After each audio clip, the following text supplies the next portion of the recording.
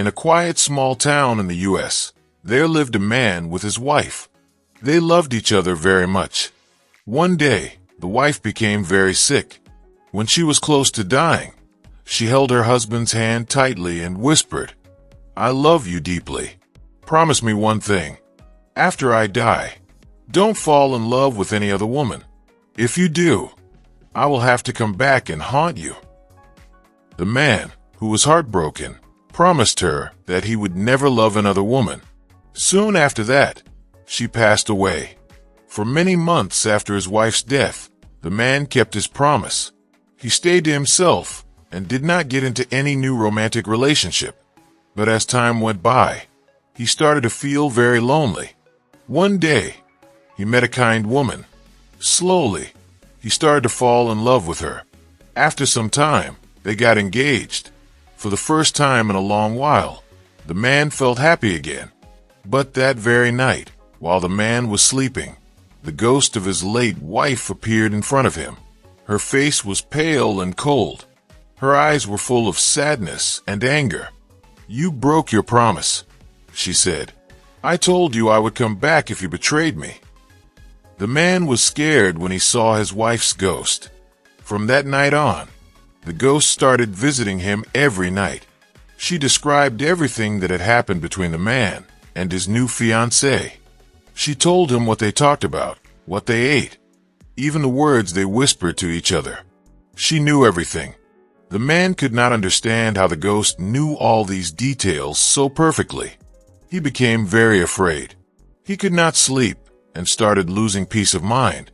Feeling desperate, one day the man went to see a Zen master who lived nearby. He told the master the whole story. The master listened calmly and then smiled. He said, "This is a smart ghost, but don't be scared. I will teach you a trick."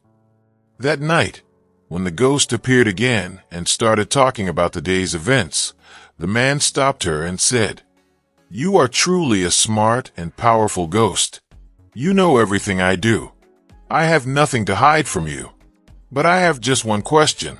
If you can answer it, I will break off my engagement and stay alone for the rest of my life." The ghost looked curious and said, "Ask your question." The man reached into a big bag of beans, took a handful of beans in his closed hand, and said, "Tell me exactly how many beans I am holding in my hand." The ghost stared at his hand. Her face changed. She looked confused. She didn't say anything.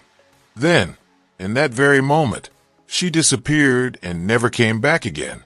The story teaches us a strong lesson about fear, guilt, and the power of the human mind.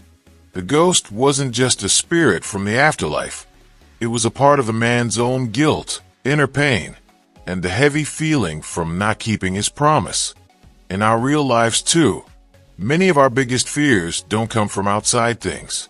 They come from our own thoughts, regrets, and feelings that we carry inside us. These inner ghosts get stronger the more we wait or overthink them. The Zen master didn't tell the man to fight the ghost with power.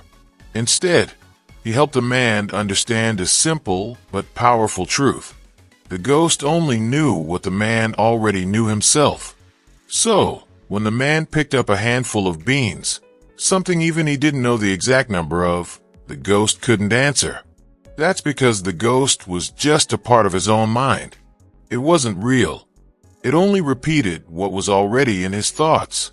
When the man faced the ghost with calm thinking and clear understanding, the ghost disappeared and his fear went away.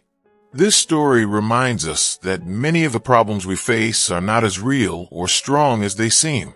When we stop giving attention to our fears and stop worrying too much, and instead face them with awareness and clear thinking, they often lose all their power. It's not about fighting what scares us.